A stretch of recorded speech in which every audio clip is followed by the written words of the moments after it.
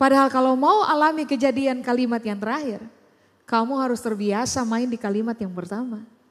Sebab semuanya akan ditambahkan kepadamu cuman kalau kamu kasih biar Tuhan memerintah, kamu kasih biar firman-Nya memerintah kamu punya hidup. Kamu melatih hidup untuk mengerjakan apa yang Tuhan setujui saja. Maka nanti kamu lihat secara natural Bapak Ibu, semuanya akan ditambahkan kepada saudara dan juga saya. Apakah yang dimaksud dengan kata ditambahkan Pak Ibu? Yunani menggunakan kata prostitemi. Ditambahkan itu artinya adalah begini, diberi lebih banyak. Diberi lebih banyak.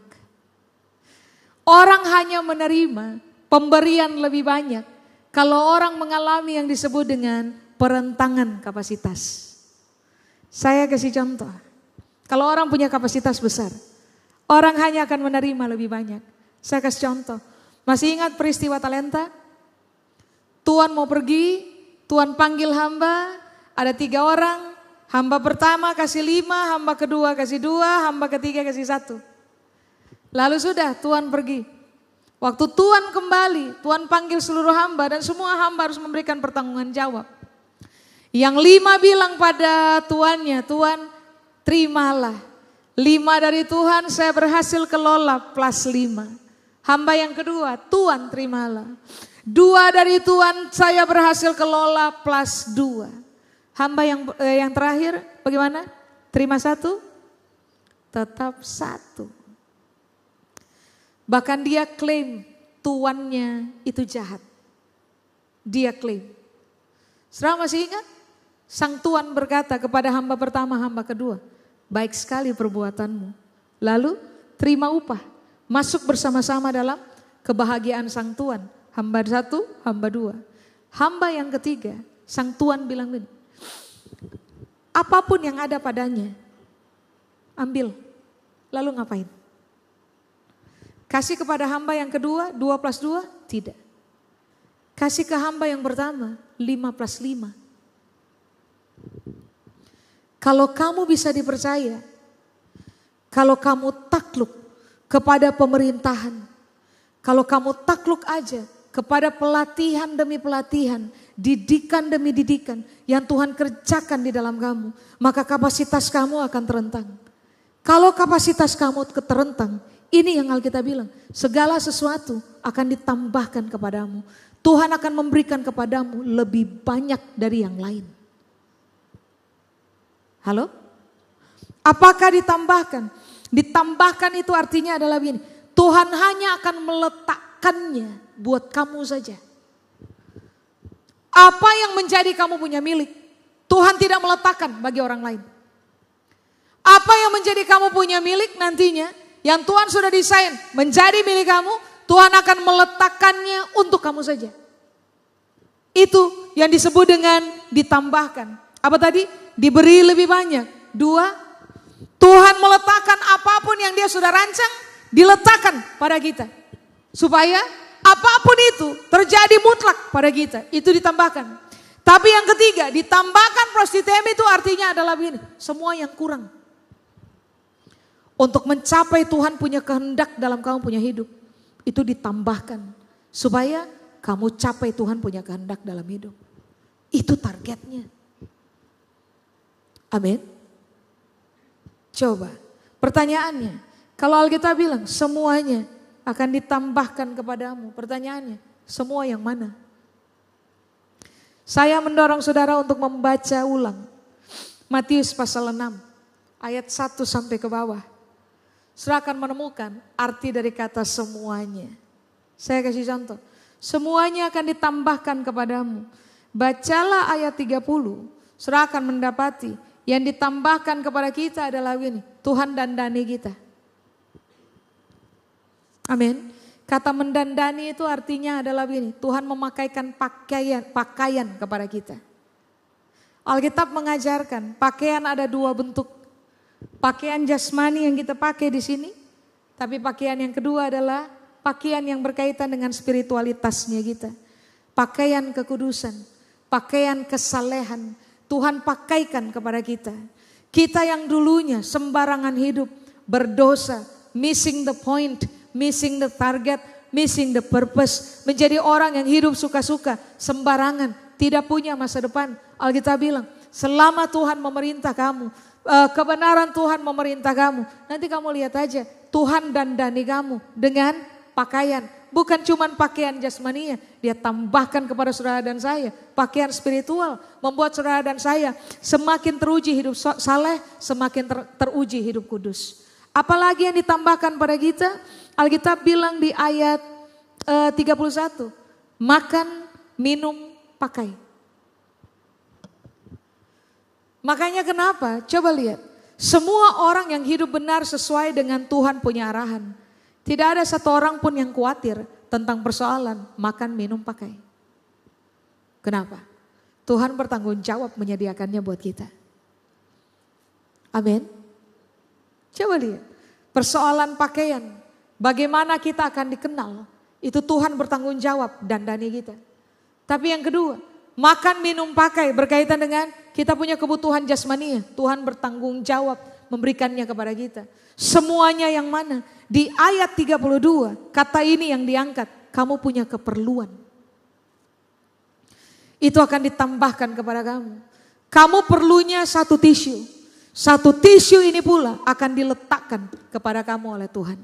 Satu tisu yang kamu butuhkan ini tidak akan diletakkan kepada orang lain, di atas kepalanya orang lain, tidak. Satu tisu yang kamu butuhkan, Tuhan akan letakkan di dalam kamu. Apakah kebutuhan? Yunani bilang krezo. Krezo itu artinya adalah begini. Satu memang kebutuhan. Dua, apapun yang kurang pada kamu. Sebutkan aja. Tuhan, saya kurang percaya. Tuhan, saya kurang beriman. Tuhan, saya kurang taat. Tuhan, saya kurang makan. Tuhan, saya kurang uang untuk mengerjakan sesuatu tertentu. Tuhan, saya kurang apa aja. Tuhan bilang begini, tenang, Tuhan kasih. Tuhan kasih lebih banyak, Tuhan tempatkan di atas kamu punya kepala. Supaya pada akhirnya kamu berjalan aja, berhasil mengerjakan. Tuhan punya rancangan, itu targetnya. Amin. Makanya terakhir di ayat 34, Alkitab bilang, ya sudah, jangan khawatir tentang hari besok. Kalau dia punya rancangan terjadi atas kamu punya hidup, kalau dia punya rencana terjadi atas kamu punya hidup, tinggal dia bicara apa saja maka akan jadi, tinggal dia perintah saja maka akan ada. Nah, Alkitab bilang begini, kenapa kamu khawatir? Segala sesuatu ada dalam dia punya kendali, ada dalam dia punya tangan kekuasaan. Kenapa kamu khawatir? Lalu Alkitab bilang ini, Yesus ajar, karena hari besok mempunyai kesusahannya sendiri. Kesusahan sehari cukuplah untuk satu hari. Jadi begini, pastikan aja hari ini saudara dan saya diperintah oleh Tuhan di dalam firman-Nya. Nanti hari ini pun kita akan bisa lewati karena Tuhan tidak lepas tangan dari kita. Waktu masuk besok, waktu kita sudah ada di hari besok pun disebut hari ini. Jadi hari ini ngapain? Kasih biar Tuhan perintah kita dan kasih biar firman-Nya perintah kita. Maka apapun yang Tuhan kuasai dalam kehidupannya kita, saudara dan saya akan aman saja dalam hidup. Amin. Coba cermati ulang. Saudara khawatir apa? Kenapa khawatir? Kalau penguasa langit bumi sedang memerintah saudara dan saya untuk mengerjakan yang dia mau. Kenapa khawatir? Kalau penguasa langit bumi sudah bilang, selama kamu membiarkan kerajaan Allah dan kebenarannya memerintah kamu, maka apapun yang kurang pada kamu ditambahkan. Apapun yang Tuhan sudah desain akan ditempatkan pas di atas kamu punya kepala. Kenapa kamu khawatir? What is yours is yours. Apapun yang merupakan miliknya saudara dan saya dari Tuhan akan menjadi miliknya kita. Dan tidak ada satu orang pun yang bisa rampas dari kita. Kenapa khawatir? Amin. Sudah saya selesai. Saya undang saudara mari bangkit berdiri. Mari datang kepada Tuhan. Kalau saudara dan saya memberi diri dikuasai oleh kekhawatiran, itu pasti karena kita lagi perintah diri sendiri. Tapi kalau saudara dan saya tahu bahwa Tuhan memerintah, Dia punya kuasa atas apa saja, maka kita akan serahkan kita punya kekhawatiran kepada Tuhan. Sebab kita tahu Dia berkuasa melaksanakan rancangannya atas kehidupan kita. Jadi tidak usah khawatir. Apapun yang Tuhan rencanakan pasti jadi. Amin. Coba mari kita datang kepada Tuhan. Di akhir tahun ini Bapak Ibu, coba renungkan ini. Apakah kebutuhan utama saya yang paling pertama? Apakah keinginan utama saya yang paling pertama adalah Tuhan memerintah, Tuhan berkuasa, Tuhan punya hak dan wewenang atas hidup saya. Saya akan takluk kepada Tuhan punya aturan main atau tidak? Di akhir tahun ini, coba pertanyakan ini untuk diri sendiri. Apakah saya telah memberi diri saya diperintah utuh oleh Tuhan? Dan apakah saya telah memberi diri saya takluk kepada kebenaran Tuhan di dalam firman-Nya? Coba pertanyakan. Penting bagi kita di akhir tahun ini membuat keputusan yang benar. Supaya pada akhirnya kalau Tuhan percayakan kepada kita nafas hidup untuk menjejakkan kaki di tahun yang ke depan ini 2025. Saudara dan saya harusnya menjadi orang-orang percaya yang memasuki tahun yang baru tanpa kekhawatiran. Sebab kita tahu selama Tuhan memerintah, rencananya akan terjadi. Rancangannya akan bertahan turun-temurun. Tidak ada kegagalan, tidak ada celaka, rancangan celaka yang akan terjadi dalam kehidupan kita. Sebaliknya, hidupnya kita akan baik-baik saja. Justru akan menjadi sangat baik. Karena kita takluk saja kepada Tuhan punya pemerintahan dan kepada aturan main Tuhan dalam firman-Nya. Berbahagialah saudara ketika pada akhirnya orang menemukan Tuhan yang memerintah saudara adalah Tuhan yang berdaulat atas langit dan bumi. Berbahagialah saudara ketika pada akhirnya saudara menemukan bahwa yang pegang kendali kekuasaan memerintah atas saudara dan saya punya hidup adalah Tuhan yang disegani di langit, ditakuti di bumi, ditakuti di bawah bumi. Hari ini berapa banyak Bapak Ibu mau angkat tangan di hadapan Tuhan sambil berkata, perintahlah saya Tuhan, kuasai saya. Engkau punya hak dan wewenang untuk atur saya punya hidup. Saya takluk. Ajarkan saya jalan-jalan kebenaran. Saya takluk kepada Tuhan. Karena saya tahu waktu saya melakukannya, maka seumur hidup sampai ke depan saya akan berbahagia. Tidak ada rancangan Tuhan yang gagal dalam saya punya hidup. Bahkan saya punya rencana, bahkan saya punya rancangan. Saya taklukkan kepada Tuhan punya pemerintahan. Biarlah rancangan Tuhan saja yang maksimal terjadi dalam saya punya hidup.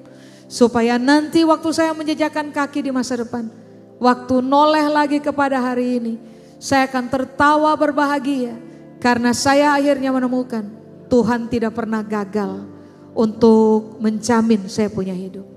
Saya memilih untuk tidak khawatir tentang hari esok.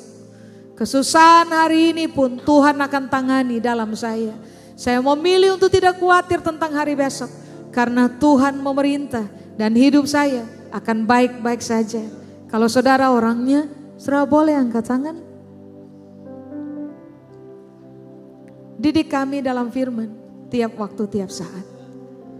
Supaya dengan sadar dan sengaja kami berani berkata kepada Tuhan, yang Tuhan setujui akan saya kerjakan.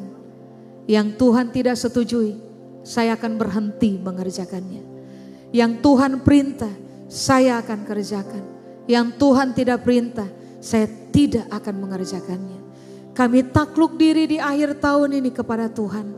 So kami tahu masa depan sungguh ada di dalam tangan Tuhan. Dan masa depan tidak akan mengecewakan kami. Harapan kami kepada Tuhan tidak akan mengecewakan kami. Kami tidak akan khawatir tentang hari besok.